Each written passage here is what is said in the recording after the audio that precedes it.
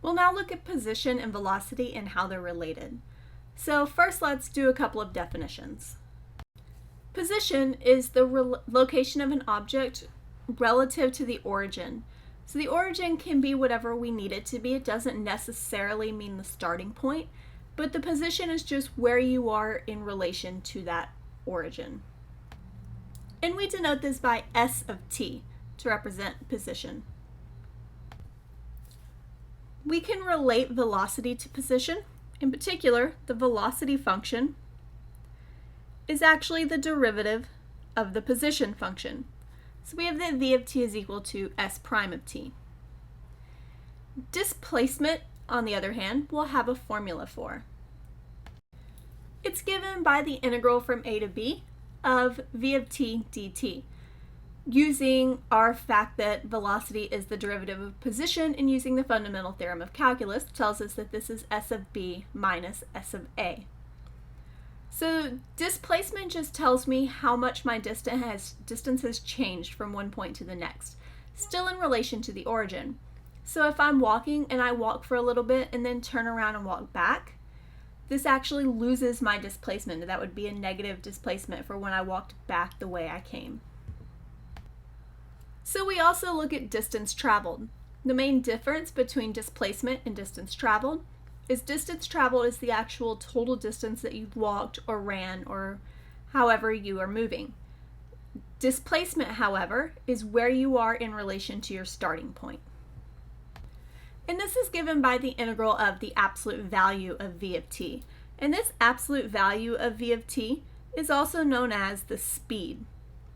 Velocity can be positive or negative, which is what gives us a positive or a negative displacement. However, when we're looking at speed, it's always positive, and distance traveled would be the same thing, always positive. We can also look at future values of our position. So the idea here is we want to find a formula so that we can predict where we will be in the future. And we need two bits of information for this. We need a formula for velocity, and we need to know our initial position, where we are at time 0. And this comes from taking our initial position and adding it to the integral from 0 to t of v of x dx. And this can predict where we'll be at a certain time. It'll give us a function for position. So now let's look at an example. In this case, we have a runner that jogs with a velocity of 3t squared minus 10t plus 8 for 2 hours. And we want to know the displacement. So in order to figure this one out, we know they're going for 2 hours, so our integral would go from 0 to 2 of 3t squared minus 10t plus 8 dt. When we integrate this, adding 1 to the exponent and dividing would give me t cubed minus 5t squared plus 8t, going between 0 and 2. Evaluating, I have 2 cubed minus 5 times 2 squared plus 8 times 2, and then minus 0. And this results in 4. So whatever our velocity is in, if it's in miles per hour or meters per hour, kilometers per hour, however we're doing it, that would be the case. So in this case, we'll say that our velocity is in meters per hour. So this would be 4 meters. Next, we want to see what the total distance traveled was. And for this, it's helpful to have some idea of what the graph looks like between 0 and 2. And it looks something like this. These points here on the x-axis are 4 over 3 and 2. When we're looking at distance traveled, we're looking at the absolute value, which is why this is important. From 0 to 4 over 3, this function is positive. So the absolute value is just the function, 3t squared minus 10t plus 8 dt. However, from 4 over 3 to 2, we can see that this is actually negative. And the absolute value of a negative number, we just need to change the sign. So we're going to subtract the integral from 4 over 3 to 2. of 3t squared minus 10t plus 8. So when we integrate this, we get t cubed minus 5t squared plus 8t between 0 and 4 over 3. And then we're going to subtract out t cubed minus 5t squared plus 8t going between 4 over 3 and 2. And you can work this actually out and stick these numbers in, and you get 116 over 27, which is the same thing as 4.296 repeated. So we can see that he did actually travel backwards for a short period of time, since the total distance is larger than just our displacement. Now we want to actually find our starting position, or we are given our starting position, we want to find our position function.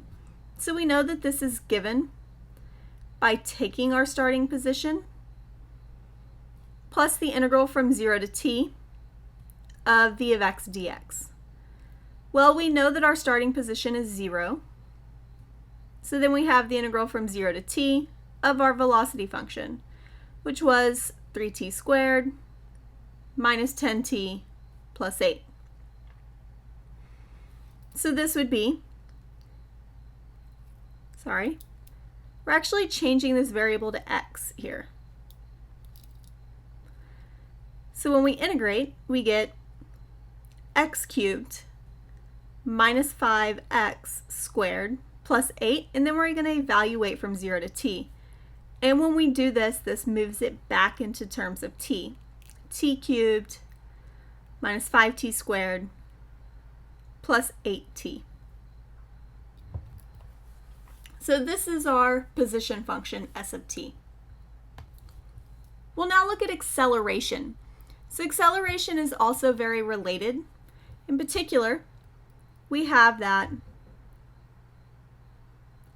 acceleration is the derivative of velocity. So we can actually predict our velocity function by taking our initial velocity plus the integral from 0 to t of a of x dx.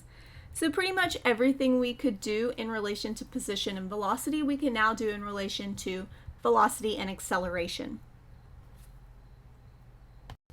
For example, if I throw a ball upwards that has an initial velocity of 4 meters per second from a point 2 meters above the ground, we want to find our velocity function. So in order to do this, we start with our initial velocity, which was 4, and then we're going to integrate from 0 to t of our acceleration function. And it doesn't look like our acceleration function is given here, but it actually is. We're throwing a ball upwards, so the only force of acceleration acting upon this ball is gravity. Since gravity is pulling it back down, it's negative 9.8 dx. So this is 4 minus 9.8x going between 0 and t, and once we evaluate this, we get 4 minus 9.8 t. So this is our velocity function. And then using that, we can find our position function. We know that we started 2 meters above the ground, so then we're going to integrate from 0 to t of our new velocity function that we just found, 4 minus 9.8x dx. So we get 4x minus 4.9x squared, evaluated from 0 to t, which gives us 2 plus 4t minus 4.9 t squared.